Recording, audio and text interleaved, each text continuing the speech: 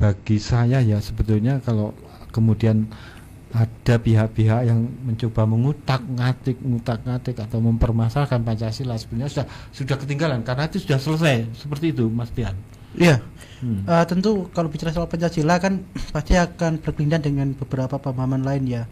Tentu bicara soal Pancasila, soal konsep ketuhanan itu sudah final. Kalau kata Bung Karno dalam bukunya ini, setiap sila itu saling kunci mengunci, saling keterkaitan. Jadi bahkan dalam sila pertama itu digunakan sebagai ketuhanan yang Maha Esa, itu adalah sebuah pondasi dasar dalam perurutan yang saling berkaitan ya itu ya. Ya, kenapa kok yang pertama kan ada 7 kata itu ya, bahwa dengan menjalankan syariat Islam, dengan menjalankan syariat Islam. Sebenarnya kalau dalam konteks sejarahnya itu gini, perspektifnya seperti ini.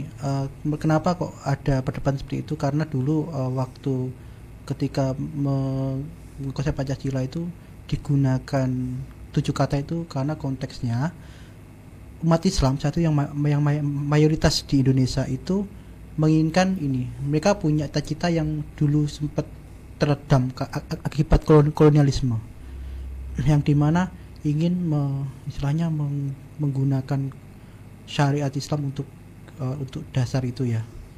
Tapi kan oleh beberapa tokoh itu dipertentangkan. Jadi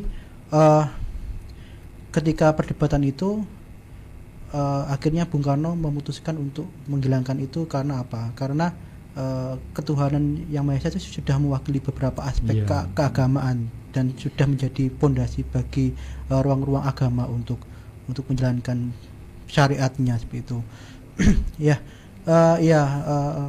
Itu adalah dampak dari kolonialisme, karena dulu Islam itu konteksnya Islam saat itu terhegemoni oleh kolonialisme sehingga muncullah syariat Islam itu.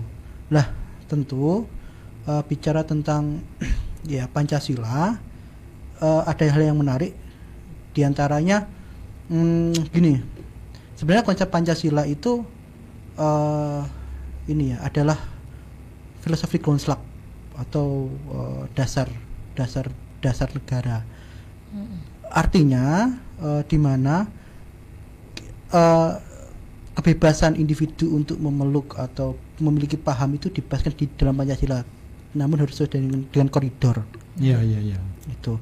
Dan Pancasila sebagai worldview atau pandangan dunia. Artinya Pancasila sebagai nilai moral, nilai etis, tidak hanya nilai berdasar negara, namun nilai etis dalam atau sebagian masyarakat.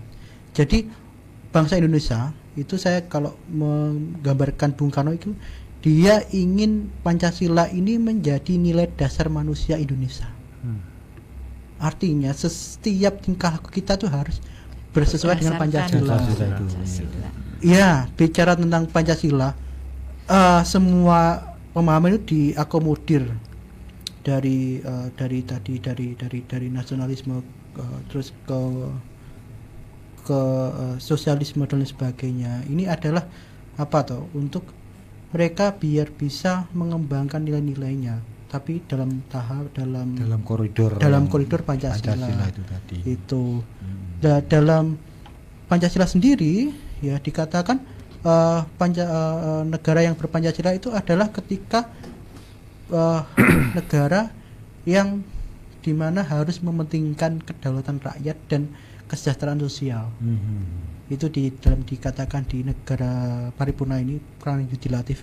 Bagaimana negara itu berperan besar dalam mengatur anak bangsanya.